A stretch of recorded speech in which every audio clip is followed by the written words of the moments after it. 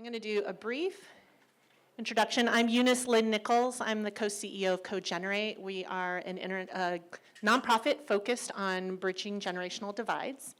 And we are really excited to be here to talk about social connection and the ways in which bringing older and younger people back together can really bring our country back together.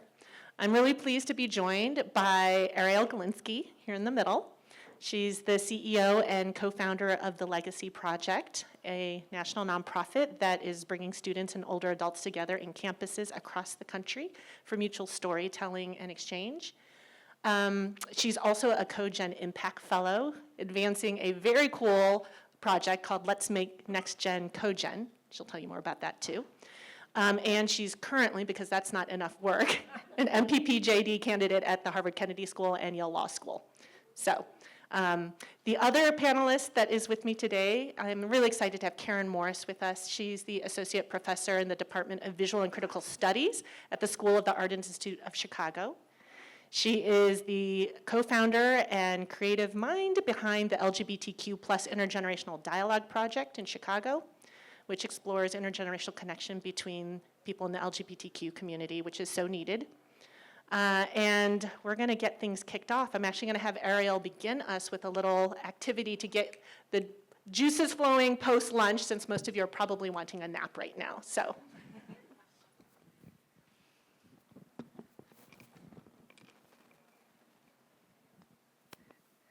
Yeah, so wonderful to be in community with you all today. We're going to kick off with a little bit of a exercise in the spirit of connection. So pair up to someone next to you, and if you aren't directly next to someone, maybe move about to be next to somebody. Even better if it's someone you haven't already talked to yet at this conference. And the prompt that we are going to ask you to consider is, why are intergenerational relationships important? But instead of just sharing that answer outright, we're going to ask you to do it in a little bit of a fun fashion, which is to write a haiku in partnership with the person that you connect with. And you can just write on your phone or whatnot. And then at the end of the elapsed time, we will ask for a few people to share out their haikus with the rest of the room. So,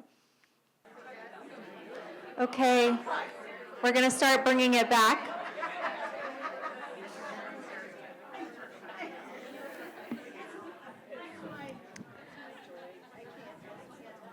Does anyone want to share their haikus? We do. Oh, I was going to cold call, so I'm glad. Okay, up here in the front. Here, I can give you the microphone. Maybe say your names too. My name is Helen Sampson. Vanessa Elias. Looking back brings us Perspective, wisdom, and joy as we move forward.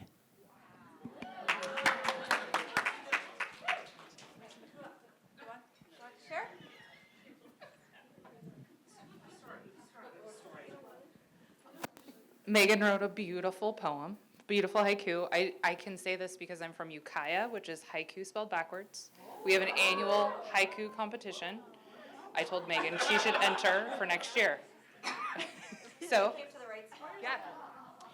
Yes, so that's Caitlin, and I'm Megan. People need people, coordinated connection, no matter the age.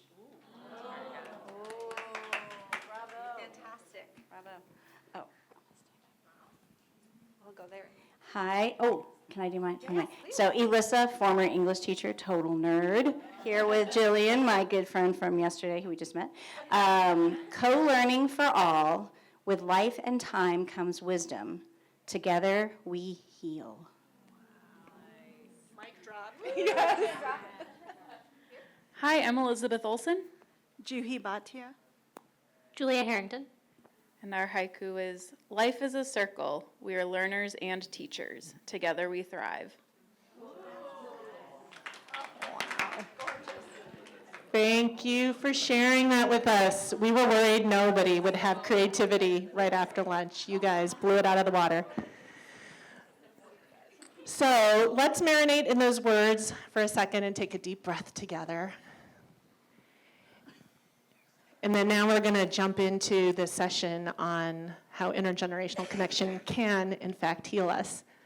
We already did some introductions, but I will say briefly a little bit about myself. I'm the daughter of immigrants from Taiwan, and I grew up in St. Louis, Missouri in the Midwest. And yay, Missouri people in the house. And I loved being born and raised in St. Louis, but my public school didn't have anybody else who looked like me. But on the weekends, I was part of a Chinese church that my parents were part of, where I had many aunties and uncles and grandmas and grandpas that weren't blood related to me, but they were a part of my life.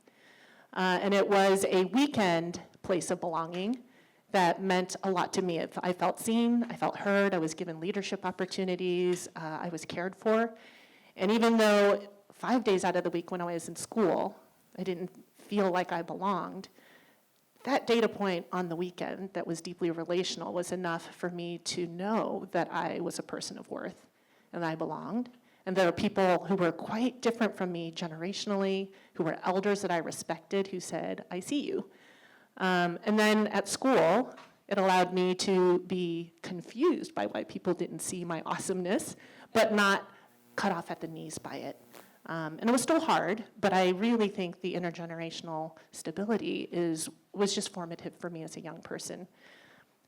Fast forward many years, I've spent the bulk of my career focused on bringing older and younger generations together as a source for good. And as a young person in my 20s, I ran an intergenerational tutoring program that brought older adults in the community into public schools to turn an institutional setting into a place that felt more like home.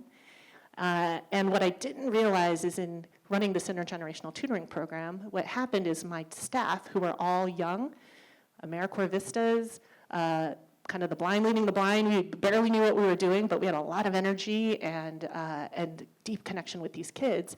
We were held by 200 older adults in the community who were, I don't know, I was their boss, but they were also kind of my mentors. We were this big, scrappy, collaborative team.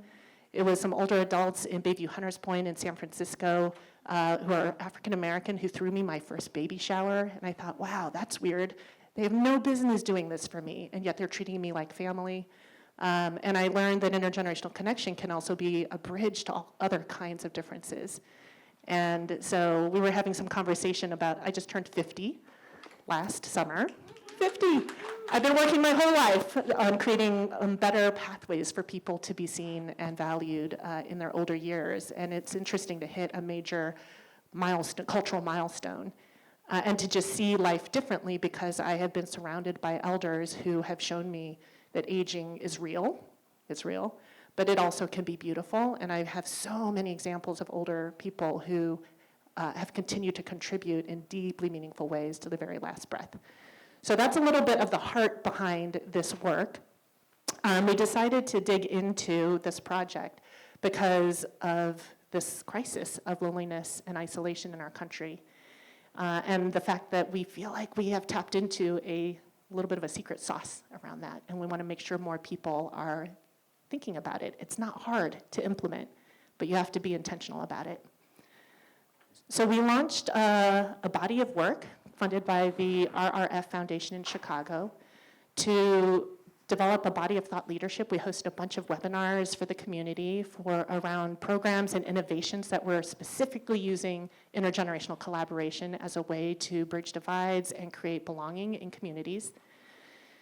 We hosted a community of practice, and we said we're going to open this virtual community of practice to anybody who wants to come and be a practitioner in this group.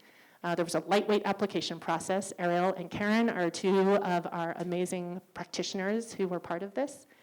And we had 167 people come to be part of this, met over a period of a few months, and we had folks like Kenny in the back who helped us to hold small group conversations. It was a true collaborative effort. And what we did for these few months is we learned from 167 mostly small, mostly regional, very hyper-local grassroots projects, some that were being hosted by institutions. We had a few international programs, every kind of person, every kind of program. And we learned that intergenerational work can happen everywhere. And then we put it together, we put insights together in a report called Can Intergenerational Connection Heal Us? You can find it online. And I just want to tell you a few of the insights that we had. There were 9, so I'm going to go through it quickly. But one is most people know that isolation and loneliness is a problem, and there are young people who are not doing well in particular, but also have a lived experience that older people get increasingly isolated as they age, especially in American society. And so a lot of the people in our community of practice said, enough about the problems. Vivek Murthy did a great job of getting that on our radar. Let's start talking about the solutions, and the solutions can happen anywhere, but we have to do a better job telling the stories. The second one is a bookend. While we're not always talking about the solutions, age gap friendships are hot. There is a story in the media every week about an amazing age gap friendship. And there are a number of reasons why these unlikely friendships, I think, are exciting to the media. One is that it's unexpected to see like an 18-year-old and an 80-year-old who are best friends. The other one is that when you see a friendship across a big generational divide, it shows you that bridging is possible. There are also these stories of younger people and older people saying when they're together, working on projects together, there's less of a sense of competition because you just have such fundamentally different life experiences. And oftentimes the older person has done the thing that the younger person wants and doesn't want to do it anymore, which is really nice, and are sitting in kind of a different space. And so the collaboration is actually more meaningful. The other thing is almost always, even when that relationship maybe started as a mentoring relationship, the older person always learns just as much, if not more, from the young person. And with changing technology, with different lived experience, older folks really need to be in touch with young people to understand what the world feels like right now. Okay, number 3, we just talked about why age gap friendships work. Okay, number 4. There are so many different kinds of organizations doing intergenerational work. We found them in religious organizations. We found this in educational institutions. Mental health and healthcare organizations have intergenerational programs, arts and culture, you name it. There are so many different types. So once again, I mentioned this before, we really believe you can do this work anywhere. Okay, what does it take to do intergenerational programming well? We're going to dig into that more with Karen and with Arielle, but everybody agreed you have to start with curiosity and some courage. Curiosity is the starting point for actually being interested in somebody's life story, what motivates them when they are so different than you. And if you have somebody who's really young and somebody who's really old, for sure, they've got a different set of life experiences. So being open and asking good questions about why are you here? What formed you? Are really good starting places. It's also why storytelling is often a core element of a lot of intergenerational programs. And then courage, because what we've learned is when you dig into somebody's life story, it takes some vulnerability. Sometimes older generations are not as used to that mode of like open up the heart and share the deep thing. But when they do, it can be transformative.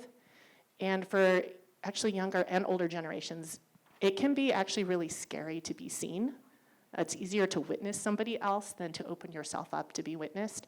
And so leaning into that curiosity and the courage is really helpful. But you can also see why if you do that, the depth of connection that you form is really strong. Okay, this one we love. Creativity speeds connection. I don't know how many people here have kids. Some. And you know, if you like the starting maneuver with your teenager is a deep conversation, they probably shut down right away. I get that all the time from my 2 boys. But if you make the activity about creativity, you can speed connection. And so we've seen some incredible organizations that have built trust and relationship across generations because they're leveraging dance, music, art, theater, cooking, pickleball, you name it, but get older and younger together around a shared activity with some fun, some co-creation, and then the conversations will flow in the cracks. Not to say there aren't some great intergenerational projects focused directly on asking questions to one another, but there are many levers to pull here. Okay, number 7, the glue. Intergenerational friendships require trust, and building trust takes time. We're in a culture that loves speed, and technology has made that even more so. When we talk to young people about why they are longing for intergenerational connection, it's because being with somebody from an older generation forces them to slow down. Sometimes I have to remember to slow down my talking. I speak pretty quickly. Older folks are more likely to say, Eunice, slow it down. We've got time to connect. So that giving yourself spaciousness is really important. I think it's also why some of the lost arts like quilting, crocheting, knitting, young people are really into that right now, and they tend to learn it from older generations, and those things just take time, so it's all connected. Okay, number 8, we're rounding the corner, 9 insights. So number 8 is conflict is inevitable. Some people think intergenerational work is all rainbows and sunshine. You bring people together across a big generational divide, conflicts will arise. Communication problems will come up, just really different forms of communication. But I think the thing I'd want to put out to you that we learned from our community of practice is conflict is actually a sign of growth. Young people need this. We did a different project around what young leaders want and don't want from older allies. And what they told us was young people don't have healthy models of conflict because they're learning mostly how to interact with other people online. And there's very little healthy conflict resolution that can happen there. So they need these in-person connections and relationships with somebody of a different generation to help model what it can look like to listen, to say, hey, we're not going to agree, but we can still be in relationship. So embracing conflict is actually a good thing. The final one, which this conference has somewhat addressed a little, but we're just the tip of the iceberg, is virtual versus in real life. And we would just say CoGenerate is all about the with, the and, the together. We think there's a false choice between virtual or in real life. Older adults are living their lives online as well. Younger people are too. I think for us, we're interested in how the relationship between the two can happen. Sometimes you can start a relationship online because there's a matchmaker that's made that easy, but how can you get that into real life interaction? How can you use that as practice and training to make in-person connections less scary? Or how can you start something in real life, but maybe you're not living life together? How might a virtual relationship as well help you continue that when you're distant or apart geographically? So we just think there's a dance between the two. Okay, with that, I'm going to give you a QR code. If you're interested in the report, you can find out more. And I'm going to pass it over to Arielle to tell us a little bit about the Legacy Project. We're going to have Karen tell us about her LGBTQ Dialogue Project. I'm going to ask them a few questions, but mostly we want to give you a chance to ask them your questions too. All right. Awesome. Well, first of all, it's so wonderful to be here today. I'm going to share a little bit about the work that I do called the Legacy Project. So for me, the Legacy Project actually started out of a place of regret. I had lost my grandfathers, who I saw as my role models around the age of 10 years old. And even at that time, I hadn't had the foresight to ask them about questions about their life story that shaped them into the person that they were. I always had an affinity to working with older populations. I was an only child. It was very common for me to spend almost every weekend or evenings with my parents and their friends and whatnot. That was just my natural habitat. And I started in high school working at a senior community in my hometown in Massachusetts, and had the opportunity to hear glimpses of life stories that some of the older adults there shared.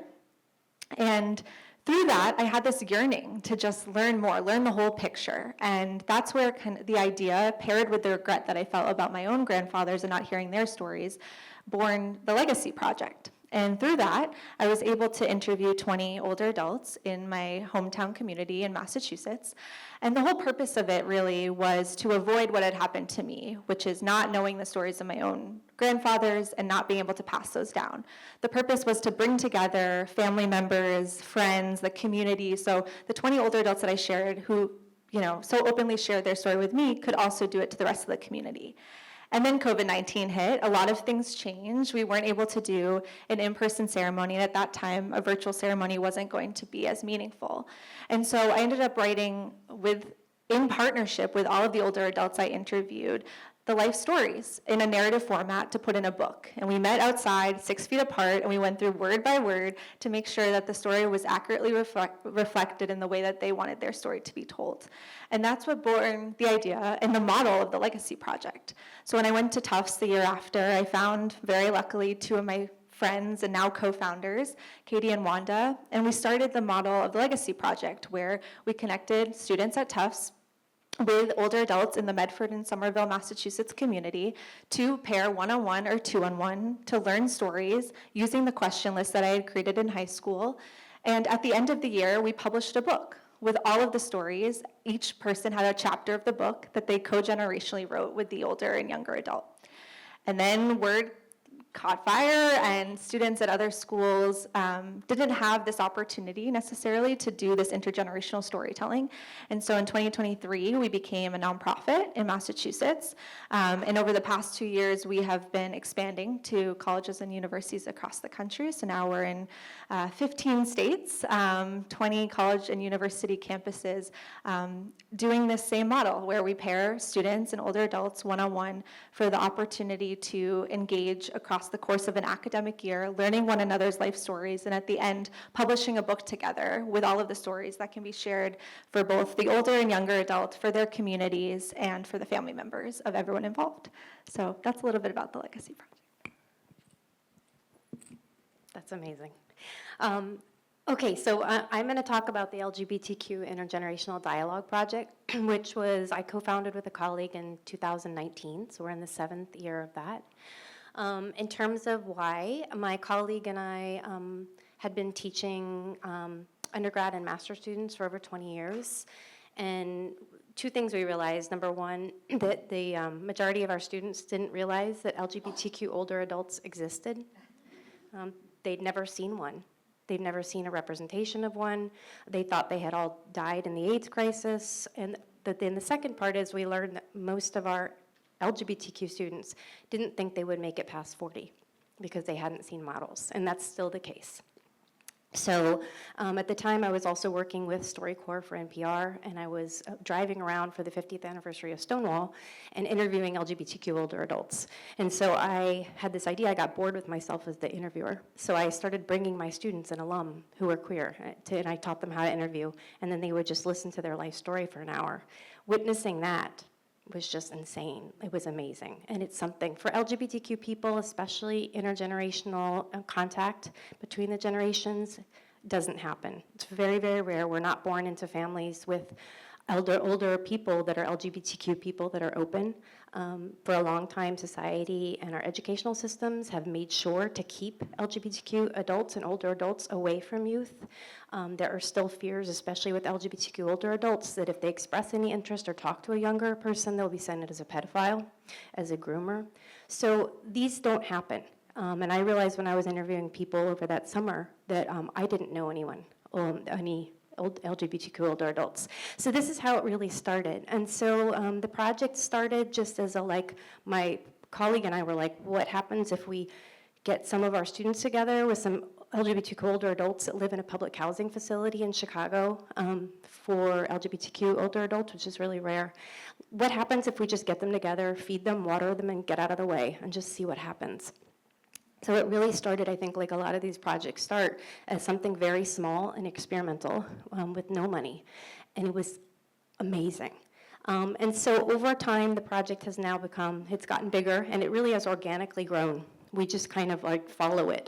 So the folks that are kind of run the program, we call ourselves facilitators, because we're not really the leaders of it. We're more like playing catch up, and we're chasing as it goes and as people get really involved.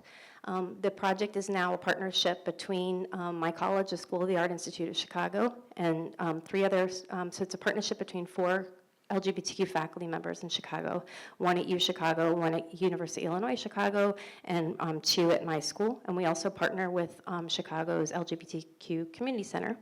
And then we also partner with an LGBTQ community archive. So over time, it's gotten bigger. Each year we run on a 9-month schedule. This is what's happened over time. Students started asking us for a class, to teach a class for it.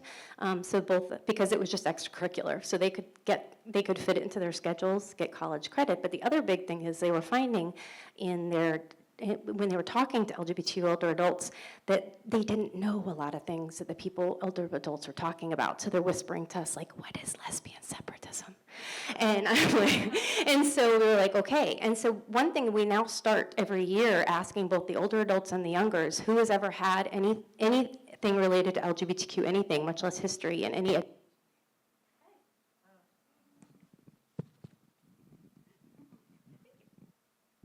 in any educational system, and very few people, including the younger folks, have. We teach a class now in the fall that's centered around LGBTQ history, and we teach a class in the spring that's centered around LGBTQ creative expression. And so the models are that the students are in class. Once we have 2-week models that are focused on themes. So the students will be in class 1 week with us, and then the following week we're in dialogue with the elders. The elders are also doing all the homework, so we've made a YouTube channel and all these things to keep it very accessible. We now have a storytelling, so in the fall, intergenerational small groups work on stories together, and we have a storytelling extravaganza, which is awesome. And at the end, in the spring, our groups, and you can, oh good. In the spring, we do creative production. So among other things, LGBTQ intergenerational groups of like 4 or 5 people create an art piece together for a public exhibition that we have. They then go through the process of deciding what the theme of the exhibition is, which is always my favorite to see, as they fight it out. And then the public exhibition every spring has, usually the opening has over 280 people each year and is covered by media. So that also is very important, I think, in terms of this kind of community formation. And so you have kind of some of the storytelling. We also have alumni events, so we now have 180 people that have gone through a 9-month bi-weekly cycle. There's a joke that everyone says, once you're in the project, you never leave. And it's true. And so one of the big things has been, how do we keep having opportunities for alumni? Because one thing is we see these incredibly transformative experiences for everyone and for me as well. And then it's like, you just drop off at the end because we don't have capacity. Right? So we started doing more and more alumni events. One is, there's a picture up there. One of our participants is a photographer. So she did a photo session, and that's just the sampling. That's people from 5 different cohorts that got in together, and it's called Family Reunion, the photo. And then, so I think, in a nutshell, I think that's it for now. In terms of funding, something that's interesting is funding is hard. I was thinking, Arielle and I were talking earlier, I think a lot of people that are doing intergenerational work are doing it with very little funds, but also we're often doing it in addition as a side thing to our full-time jobs or full-time being students. And so that's certainly what we've been doing as well. It's kind of, so one thing that has helped in terms of making it sustainable is, number one, when we were able to, with faculty, fit it into at least our course load a little bit, even though it's way more than a course, but it's still, right? And the other thing is that it's now become a research project because we keep having people ask us, like, are you writing about this? Are you, documenting this? This doesn't happen. So we've now recorded 7 years of themed intergenerational dialogues. We have shared meals every week. We have art making, storytelling, and then we do all sorts of stuff. So now we're publishing. We published last spring in American Psychologist, which is the flagship journal for the American Psychological Association, which has not always been kind to LGBTQ people.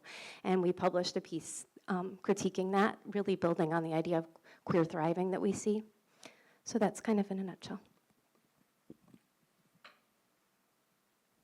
Thank you, Karen and Arielle. Okay, I'm going to try something different, a little bit different as a moderator, because I suspect that you all have excellent questions and your own experience with intergenerational connection and bridging and using that as a platform for building community. So I'm going to ask one question, so I'm just preparing you, and then we'll take a question from the audience, and then I will ask another question, and we'll take another question from you. So we'll do this co-creatively. Does that sound good? And if you don't have questions, it's okay. I have like 8, which we won't get to. So just relax. We'll be good. Okay. My first question for you is if you can peel back to when you began your work, knowing everything you know now, and I really see the two of you as so expert in this work, so intentional, what would you do differently in those early days if you could have a do-over?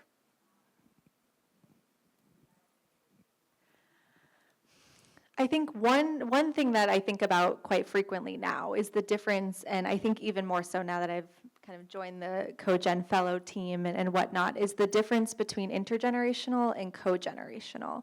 And for that, like, intergenerational is just youngers and olders engaging together. But cogenerational is the idea that there's an equal sharing of power, that there's a togetherness, that both parties are benefiting from that relationship. And I think a lot about that in terms of the original framing of the legacy project and how we were getting, youngers and olders to partake. I think a lot of olders who originally joined, saw it as an opportunity to bestow wisdom or share about their life opportunities, which is obviously, as mentioned, a core part of our project, but not the only part. And then younger saw it maybe as an opportunity for, an array of things, service opportunities, something to put on their resume, something to demonstrate that they are interested in working with older adults in a clinical setting. And so I think this idea of cogeneration right from the start is really deeply embedded in our model today. And yet I think from the start, I wish even more so that was messaged right from the start, that this is not just about, getting an older and younger person into the room merely for the fact of having them in the room, but that there's benefits on both sides of that engagement. And so I think for me, that is one of the key things that if I could do a do-over, I would reframe the messaging to make that just abundantly clear.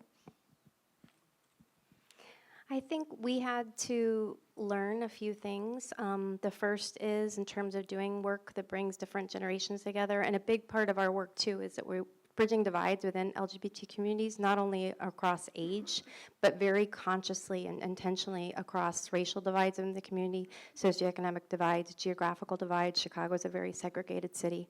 And so that's a huge part of what we do too.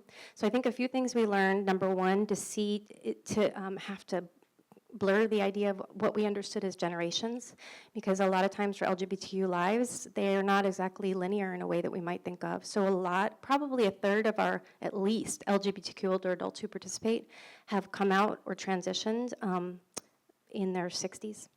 And so a lot of the folks that we come in, when you say intergenerational, they'll say, we're the baby gays. We're learning from the young people, which is absolutely true. It's always the younger people and the older people learning from each other. But that kind of then even complicates it a little more, because in some ways they share certain things with certain age groups, and other ways they have just come into themselves and come into a community. Or even for some folks, like it was the first time they've been in a gay community, even if they're like 75. I think the other big thing is you mentioned conflict. I think both conflict and need, especially when working with a marginalized population. The majority of LGBTQ older adults are low income, live alone, are incredibly isolated. They're a very vulnerable community.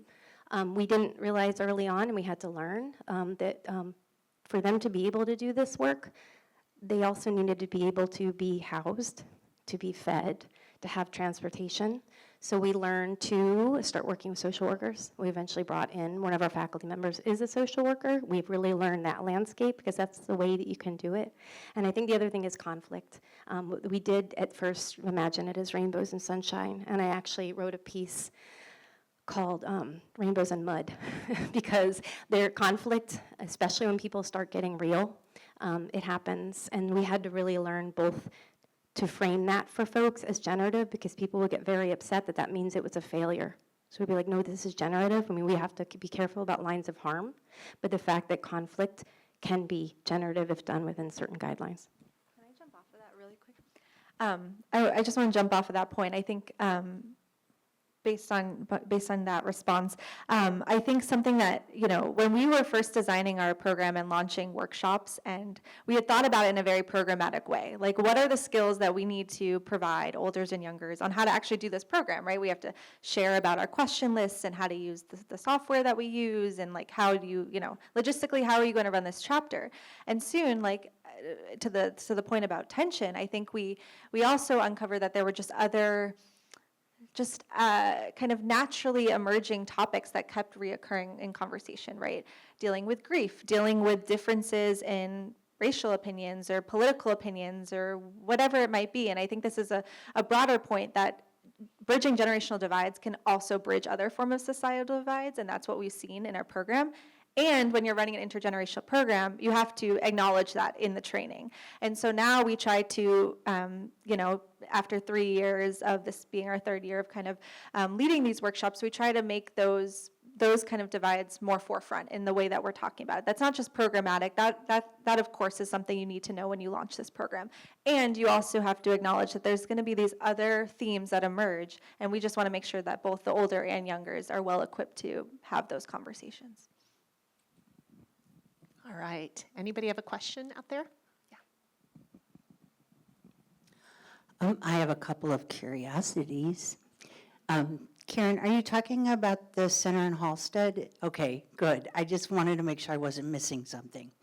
So I guess my question is for you in terms of, we had to teach the Aging Network about the LGBTQ community when ACL finally said, make an effort, folks. They're hiding. You got to reach out. You got to find them. And we really found both Sage and Gen Silent to be super useful tools. Are they still good tools within the community and in that connecting? So Gen Silent is a film, that's what you're talking about, right? Is a film that was made that follows 4 or 5 LGBTQ older adults. We start every year with our students showing them that film, and everyone ends up crying, and then we've shown the older adults, and the older adults are like, yeah, but also there's so many positives, right? But it's still a great film. I think that film we use every year, Sage, continues, I think, to be really useful for the community. However, I think more of our LGBTQ older adults are more in touch with AARP and some other specific community organizations. Like there's an amazing organization called Affinity Community Services, which just celebrated their 30th year in Chicago, which was founded, and it's for Southside. I told you it's segregated Black, lesbian communities, and so that's been a super helpful resource. Sage is really useful. Sage has been losing funding. So we were supposed to be on part of a Sage grant this year. Thanks for that question, Helen. All right, I want to talk for a second about measurement and impact. And CoGenerate's also a nonprofit. We go after funding for this kind of work, and it is hard because everybody wants to have metrics and data, and we also know that just does not fully tell the story. So I think my question is, what is one thing that you track that you think is helpful when you're going after funding? And then what is one thing that you just know is the secret, like it is why you exist, that data will never capture? Because I want, if anybody in here is from philanthropy, I just think you need to know that the systems are not good enough for the kind of work we do. So we actually just brought on, so this is our third year officially as a nonprofit. We brought on a wonderful graduate student who is helping lead our program evaluation this year. I would say for us, we track a number, we attempt to track a number of different outcomes, one of which, and kind of rooted in the work that we do is social isolation and loneliness. So is our program effectively addressing sentiments of loneliness amongst both the younger participants and older participants? We are also interested in how is this program altering the way in which younger olders think about one another from before the program to after, and we offer both Likert skill questions as well as open-ended questions of how do you think about, before you're even engaging this program, what do you think about older or younger adults? And we find that those answers are generally very rich in terms of even more so than just getting a quantitative point. And then we also kind of, and very alike to that, we try to see how is ageist perspectives being altered through this program. So we find that, oftentimes when we ask our younger participants, what do you think about when you think about age? And it's the beginning of the program, the answer's often very negative. It's wrinkles or close to death, or something like, it's not positive associations. And then at the end of the program, generally those change. And I think same for older adults. I think there was recently a study published that demonstrated that engaging in storytelling actually alters the way in which you think about aging in the aging process, no matter at what stage in the lifespan you are. And so those are kind of the key points. I think something that we aren't tracking, but and right now, as in terms of your latter question, Eunice, but I think that is a portion of why we exist, is to inspire more young people to go into the field of gerontology. And from just conversations and testimonials from a lot of our students at the end of the program, a lot of them who had never engaged with an older adult outside of their own family members now feel inspired to not only continue these intergenerational engagements, but also potentially to pursue a pathway in this field, whether that's in the clinical setting, in the legal setting, in social services, what have you. And I think that's a very powerful thing, right? When you're talking about shortage of direct care workforce right now and how badly we need more younger adults interested in this space. I think these intergenerational programs are actually a foot in the door to get more younger individuals interested in this work. So that's something we're not actively tracking, but from conversations, it is something that keeps reemerging. So the faculty that lead this are an interdisciplinary team. I'm an anthropologist. We have an educational philosopher, social worker, and then a developmental psychologist who specializes in LGBTQ aging. So, as this is also a research project, and our funding for the last 2 years, which is now ended, was all for research. We joke because the developmental psychologist does these things where they're like, they do them at different points, and it's like, how do you see yourself within a community, and it's measuring if there's stuff over time. And then we joke because I'm like, what do you get out of that?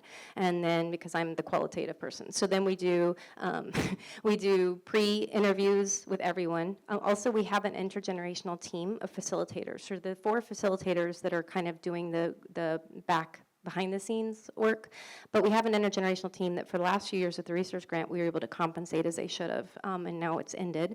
But we have 2 LGBTQ elders who are alums of the project who are now on the team. We have 2 LGBTQ youngers. With the grant, we were able to pay half their tuition as well as to pay them, which was awesome. And so they're actually the ones, the elders and the youngers, who are alums of the project, who do our pre, mid, and post interviews. So they do hour-long interviews 3 times at different points. We also record everything. So folks that are in the project have gotten so used to signing IRB consent forms that now, you stick a recorder in front of them, and they're like, whatever. Like, they'll be like, sometimes they say to us, like, hey, we catch all the dialogues, all the conflicts, all of this stuff. It's all there. And so one challenging thing right now is having the time to analyze it and write about it. Which is we're working on it, but it's a lot. So that's one way, but honestly, the real kind of way that I measure it and why I keep doing it is that I see how transformative it is for me as well as everyone in it. So we've started, you can just see, the other day we had some alums of the project who are now, we got a grant to pay them, creating together. So it's an intergenerational group of 22 people who are all alums of the project. They're now coming together and they're creating a toolkit because we keep hearing other people say, how do I do intergenerational queer work? So they're the ones creating the toolkit. And to watch them kind of say, like, what is the secret sauce? But we have them read their pre-post and pre-mid and post interviews the other day to kind of get ideas. And they were like, I have changed so much in 1 year. And to be able to then hear that they say. But also we've done more and more public programming. We're going into public libraries. Every year I bring a panel of queer elders to a lesbian bar with a slideshow, and they tell their stories. And in the beginning they were really worried that nobody would come, much less pay, because the bar charges. And it sells out every year, 100 people, 3 weeks in advance. That's how I see that this work is needed. Of that. All right, question? Yeah, hang on one second. Really appreciating the conversation. Actually, it's something connected to where you started, Eunice, and telling your own story about sort of growing up in this community that came from your church, and how in that community there was intergenerational kind of connection that happened as a result of being a part of that community. And I'm curious to hear how you and the others who are involved here, and I think you were just getting at this, Karen, of like bringing what you've been learning through these projects into communities that exist? Like, is there a way to bring some of that intergenerational magic into those spaces so that they can sort of accentuate maybe some of the latent opportunity that might exist to connect people across the generations? Thanks for that question, Colton. I will briefly plug, last Tuesday, CoGenerate came out with a report that's really a labor of love on cogeneration in faith communities. That is a place where I think churches, mosques, synagogues, these institutions of religion were once a place for intergenerational social infrastructure to happen. That was for me as a child, but I also have two sons now, 17 and 19, who have made it really clear they don't want to go touch that with a 10-foot pole. But it doesn't mean they don't have big questions about life. And so this report is all about how can religion and religious institutions, people who care about faith, actually not fulfill the bad narrative of polarizing and further splitting apart our nation, but where might they actually play a role in social infrastructure? There's a lot in that report that will sound familiar to this conversation around what is needed, and a lot of that is less come into my walls and do my thing, which is what young people hear, and flipping the script and saying to a young person, how can we, who have some assets, a building, people, elders who care, how might we actually come out and do the thing you care about? It's your point, Arielle, about how might you have designed differently from the get-go. We're so used to saying, come join our thing. And we really have to flip that. So I encourage you to read it. We thought it would be about innovation in programs. What this report ended up being about is the importance of cultural context, conflict, power sharing, which in institutional settings could also, like higher ed. Karen, the space you work in and where you formed your project, so hierarchical. How might we actually look at the power dynamics between older and younger to make sure we can co-create things? And then the last insight from that report is everything hangs on relationship. So many similar threads. Anything to add? Yeah, I think in terms of within the communities that are already existing, something that, and goes to Eunice's point, is to point out the natural cogeneration that already exists.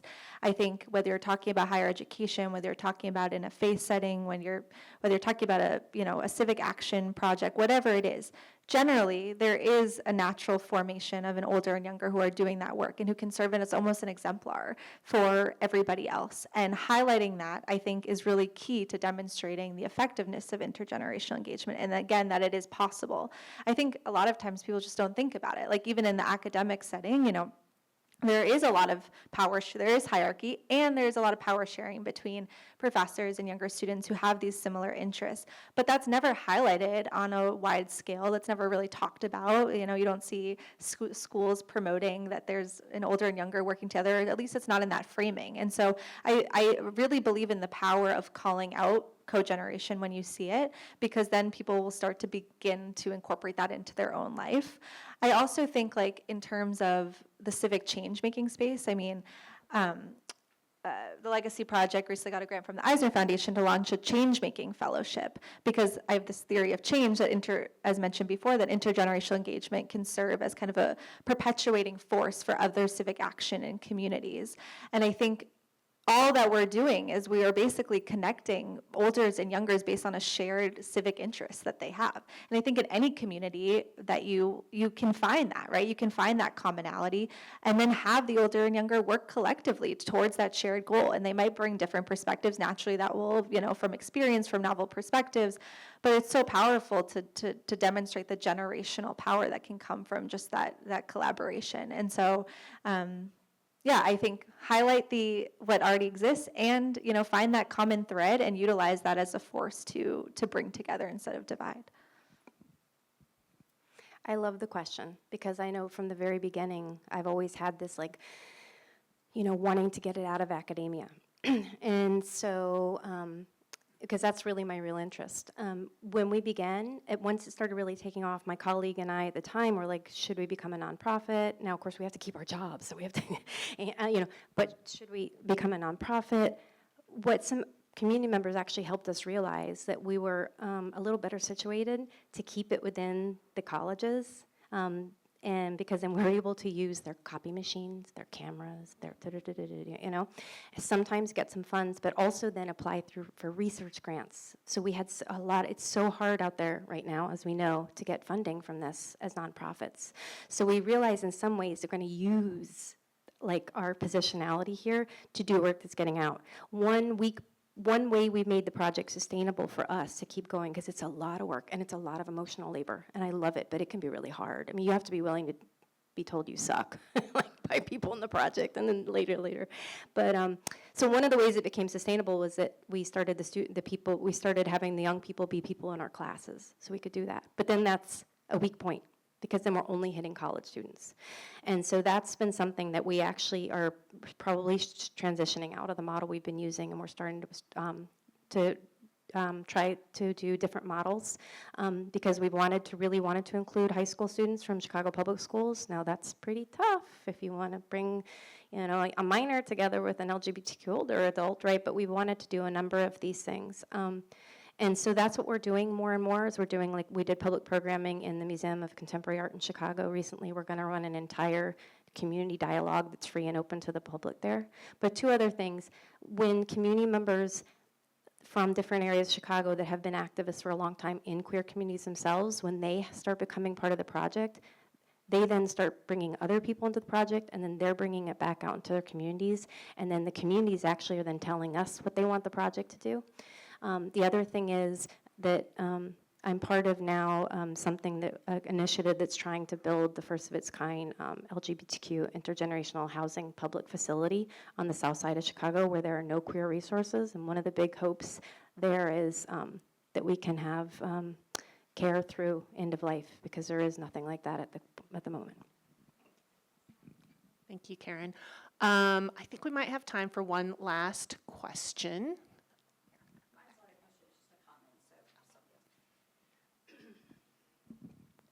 I just want to say that it's really awesome that y'all are capturing these stories, especially with what's going on right now. And wherever they end up at any point, they will exist. And that's really important for our history, especially if we're revising some of it at the moment.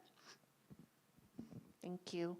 I'm going to take the prerogative to ask you one last question, Arielle and Karen. And it's in part because I've been doing this work since 3 years out of college myself. So I like to say I grew up professionally in the intergenerational arena.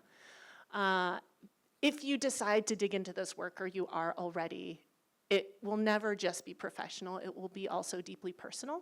So my question is, how has doing intergenerational work shaped your view of aging? Because aging is different than all the other isms. It is the one thing where if you were young, ere too long, you will be old. And if you were old, you were once young. And so while it feels like a big divide, we're all moving towards a similar mark. Yeah, I think for me, my intergenerational work has profound personal and professional impacts. And I'll start with the professional. In the professional realm, my North Star is to shape policies and systems of care for older adults. I want to, help reshape the long-term care system in America so that's affordable and accessible and not as broken as it is today. And I believe that the approach to doing that is through an intergenerational lens. I believe that so strongly. We're not going to be able to Eunice's point, you are lucky if you are able to age, and every young person will hopefully, become old, and it is a universal thing that we all have in common. And so being able to build this intergenerational coalition is critical to be able to move the needle forward, to understand that all of these policies have implications in the intergenerational equity lens and whatnot. So that's my professional kind of answer. And then I think to your point about, or to your question about how does it shape your thought about aging? Now I'm excited to age. I'm enjoying every moment along the way, and yet the amount of friends that I have that are 50, 60 years older than me, and who I just enjoy every moment that I get to spend with them, and I want to emanate a life that they have lived and that they're currently living, makes me extremely energized to be in that position someday. And so I think my intergenerational work has brought me true friendships, mentors, and now friends. And that has just made me just look forward to the future. So I think for me and all of the younger folks that we have had in the project, it has really made us completely re-envision what it means to age in a super positive way. So I was telling Eunice, I turned 50 a year ago, 51 now, and I was like really excited, you know, because I think part of working, first of all, I had not seen an LGBTQ older adult before I started this, right? Now I have several that are members of my family, which is great because I'm the oldest living person in my family now. We've lost the older generation. But I was super excited because in doing this work with older folks, I realized how young and dumb I still am, which is awesome to realize. Like, you know, like I have so much more to learn and do, and to see folks that have been through such hardship and are continuing. I mean, SNAP benefits, if they shut off next week, right? So we're continuing, and we're all, this has become part of the work. I'm like, okay, are your SNAP benefits shutting up? But to see even them having challenges now, yet there's like these amazing, awesome, thriving people. I think for me, it's completely made me so excited to age, and like proud too, like I can be an LGBTQ elder, you know? As I've gone through the project, I'm getting older, so I'm moving more towards that side. But I think for the younger folks too, we've seen, I mean, there was a young trans mask person who in the last week was saying that to see a trans man who's older and to be able to hear his story and hear him thrive, like just completely changed their entire, like, first of all, that they could do it and that it could be good. You can't, it's hard to do what you haven't seen before, so those connections are so important. I want to take the last few minutes that we have and center some of the voices in this room. So we've shared a lot, we've talked a lot at you. I wish we could have more interactive spaces, but I want to give you like just 30 seconds to take a breath and think about what that has been shared today has landed for you. And what's one small thing you might try?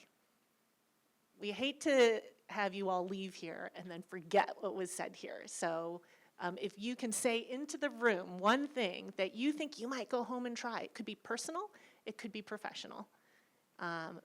But we'd love for you to think about that. And then I'm going to just pass the microphone around to anybody who's willing to say that thing that they're willing to try into the room. And then we'll end our session. 30 seconds.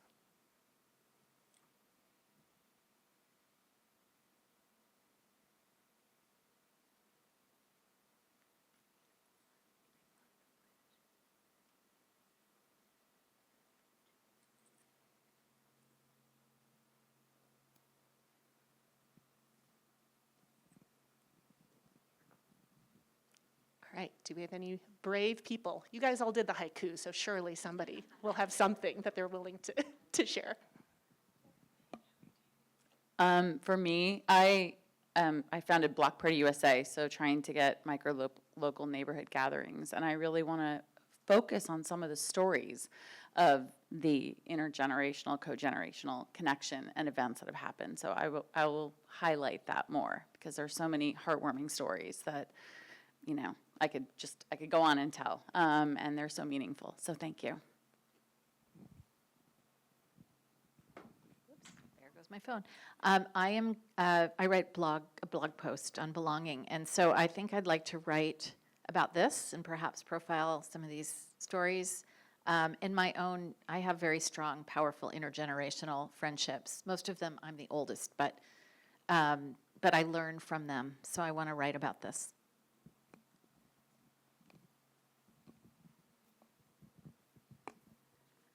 So I'll stand up because I just want to be sure I see you. So thank you so much. So the nonprofit I lead does community power building through story, and we are planning for the second year to do a Trans Day of Resilience project in partnership with some really trusted community folks. So this year we've set up 12 elders who have agreed to share stories using a photographic prompt of what love looks like in their lives. So I've been getting those pictures sent to me via email while I'm here. And what this has prompted me to think about is these will all be displayed as an exhibit at a partner nonprofit called Transform, which is like Dress for Success for people in transition. So young people come in and get a whole new wardrobe, and then also their family members come in, and it becomes this beautiful community space. So now I'm thinking how next year we can take that exhibit and work with the young folks coming in to continue that interview process to make it really more co-generational as opposed to us using our methodology, teaching them that methodology to carry forward. Thank you. Love it. One or two more. Mine is very small. My grandmother passed away in January, and she was my last connection to Atlanta, where I'm from. So I've had a lot of feels just being here. So anyway, I've been very close to my grandparents growing up, and I didn't like not having a grandparent. So my aunt, by marriage, her mother is still living, and I asked if she would be my grandmother. And we wrote a contract in July, and we signed it, and it is with her important papers, whatever that means. And I've been wanting to get back to see them, and I think this is the impetus tomorrow when I'm in the car to call and go ahead and make that a reality, that date, so I can go ahead and spend time with her. Great session, thanks. I came to this conference really with my brain kind of rattled about a big challenge I've got very, very soon. Eunice heard me ramble on about this last night. A week from today, I'm helping cut the ribbon on an intergenerational housing project I've been working on for 8 years. Older adults, thanks. Older adults, families seeking workforce housing, and 25% of the units will be deeply affordable for people with disabilities. And we're going to use the opportunity to really leverage the housing platform to encourage social connection, get at social determinants of health. But I've been worried about the evaluation framework for it, and because there aren't great examples. And I've been in this space for a bit. I've seen a lot of good intentions, not backed up with data. And so that's really been on my mind. We've got a great team working on this. We're 3 months ahead of schedule for the project, so which doesn't happen with the construction. But it does, in this case, it is. So that's been my real interest and my worry a little bit. And I've had great conversations. And I've been completely breezing past the importance of story. And we're having, 40% of these units are going to be folks with older adults and others with disabilities. We got to capture their stories when they're moving in, because that, when joined with the powerful data, and we'll get there on the data. I trust we will. But that's where I think we move the needle and make the case for projects like this being more impactful. So, thanks. Thank you. Story is data. Yeah. And I want to also thank you for that, Megan, the contract. I think we need more rituals around bringing people together and intentionality to call that out. It just makes it even more meaningful. I'm going to give Arielle and Karen the last word on what you commit to doing or that you want to do coming out of this, because we're all learning and growing as we do this. So you'll have a second to think about it. Something you want to do coming out of this. Okay, I wanted to speak about the pledge, which is, okay. Well, so, I mean, I try to live every day intergenerationally, so that's what I will continue on doing post today.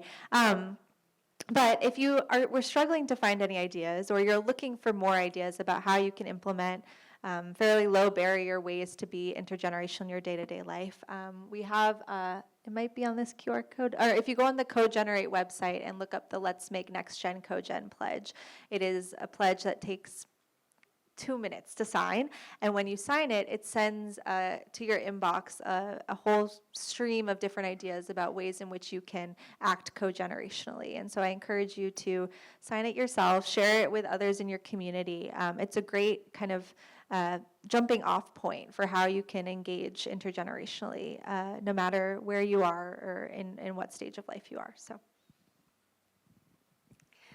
I think the conversation today has made me think about maybe thinking about giving more weight to my own personal journey through it. I think as a facilitator, it's always everybody else's journey that we really prioritize. And sometimes I've had somebody be like, I want to know more about you. And I'm like, well, I had my turn a long time ago.